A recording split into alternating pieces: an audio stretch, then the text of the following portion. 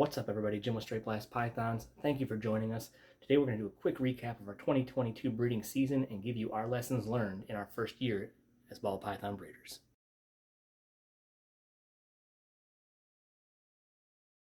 Right off the bat, we got a change in background again. To be honest, we kind of had a long week here. We had an unplanned opportunity to pick up a small collection, kind of threw a wrench into everything we had going on this week. We had to rearrange our snake room again. We had to take our sea serpents racks, which we just replaced with this ARS behind us. We were using those as a base for my wife's garter snake enclosures right over that way, but had to repurpose, get a quarantine going for this collection. Snake room's kind of a disaster, so this is what you see of it, kind of till we get back to normal.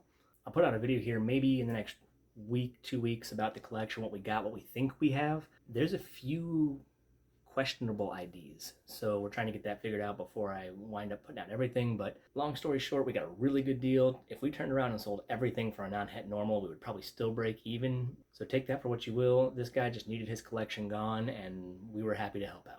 For those of you that don't know, 2022 was actually our first year breeding. We started collecting late 2019, early 2020, kind of right before COVID hit, and the seeds of the idea of breeding was there already, but we really didn't get into the full swing of collections until 2020. So I guess you guys can kind of call us, part of that COVID group that just started out, but the decision to do so and the process started before all that chaos happened. Either way, just going over some quick numbers, we were shooting for 5 clutches. Only 4 of those girls actually went. We had a total of 24 hatchlings. I know those numbers really are nothing compared to a lot of you guys out there, but you know what? It was a good first season for us. Honestly, I can't complain. I think we had the best possible season, or I should say best possible outcome we could out of 3 out of our 4 clutches. So no complaints whatsoever. Of those 24 hatchlings, the original plan was to hold back 5 of those. With this collection we picked up, though, that's probably going to change. A couple of the girls we picked up already exceed genetically what we produced. They're going to put us a couple of years ahead of where we would be had we not gotten the collection. I don't know if we're going to keep the redundant snakes. Probably not. We kind of have limited space right now. We are intending on relocating here within this next year, which will give us more available space. But right now, both mine and my wife's collections are kind of limited to this 1 bedroom. Anyway, back to our last season. So, like I said, we had 4 clutches. Our first clutch actually pipped on July 4th, which is awesome. And to top that off, that pairing was our lesser clown to our Mojave Enchi Fire female. And our main goal of the 2022 season was producing visual clowns and producing het clowns. Really, the het clown army was the goal. And Lesser and Mojave both being in the mix, obviously bells were a possibility, and bells were one of the big draws to ball pythons when I first started researching it. My wife and I decided we weren't going to buy one, we wanted to produce one, and not only did we have 3 in that clutch, but our first hatchling ever to pip was a bell. To make it even better, that first one to pip was a female. So our first hatchling ever also becomes our first holdback ever, and is our first bell ever, which is also het clown, possible Enchi Fire. And I couldn't be happier with that first clutch, just to be honest with you. Our second clutch didn't go so well. It was a black pastel visual albino to a normal. We were trying to just make some black pastels, had albino stuff. Since then, we've kind of moved away from the albino project. That male is no longer with us. I said that wrong. It's not like he passed away or something, but we actually sold the male. That clutch, I don't know. Best I can say is that was a experience. Anything that can go wrong did. 10 eggs, 1 slug. We had another one go bad in incubation. We had one that didn't make it out of the egg, and we had another one that was severely, severely kinked. The thing about that clutch that really throws me off is, of the 7 that hatched, 6 were black pastel, 1 was normal. All of them were females, which genetically we hit the odds on an oddball clutch. But along with that 6 black pastel, 1 normal, the one that didn't make it out of the egg and the one that was severely kinked were also black pastels. So that clutch, regardless of the issues, technically hit both the gender and the genetic lottery. Hopefully that doesn't come back to bite us next season, but to be honest, we had a lot of females this year.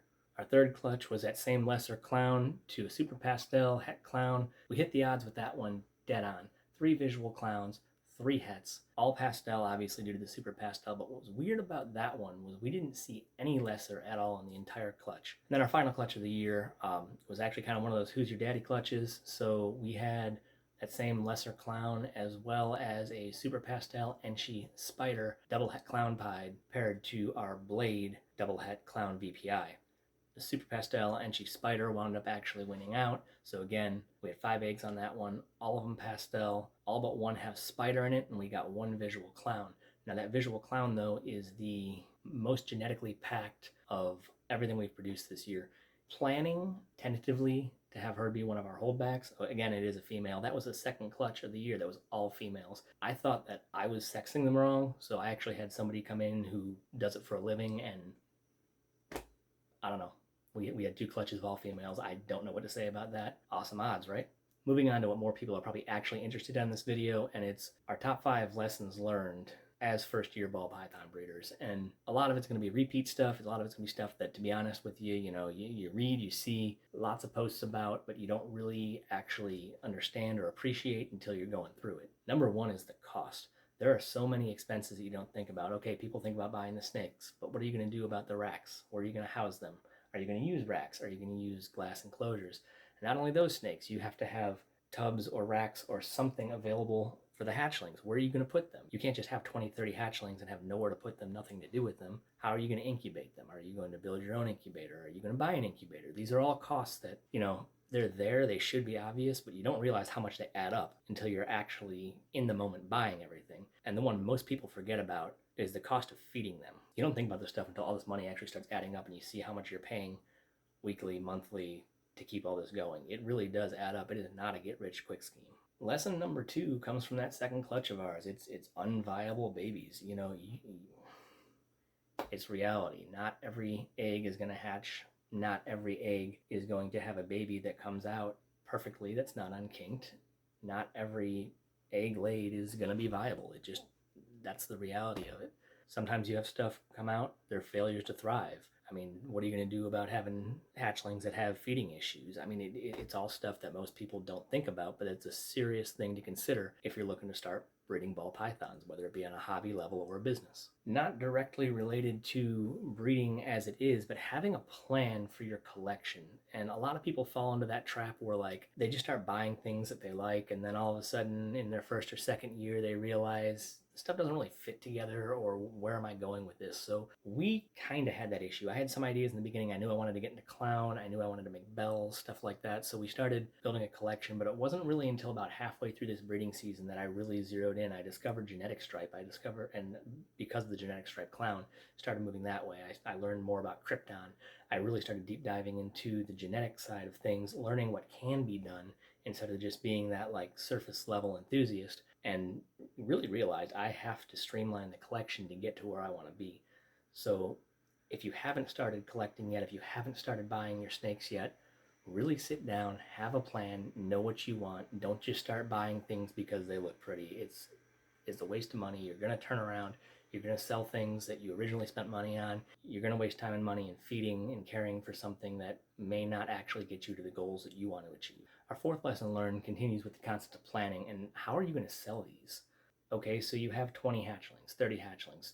Now what? Who's going to buy them? You need to think about in advance a presence, branding. I started all of our social media stuff here relatively late. Obviously, our first year of breeding is over. I just started the YouTube a couple weeks ago. I started the Instagram around the time we started pairing. Should have been doing that 6 months to a year prior. My mistake. I slacked on that, but we got lucky. We made a lot of local sales. We did vend one show.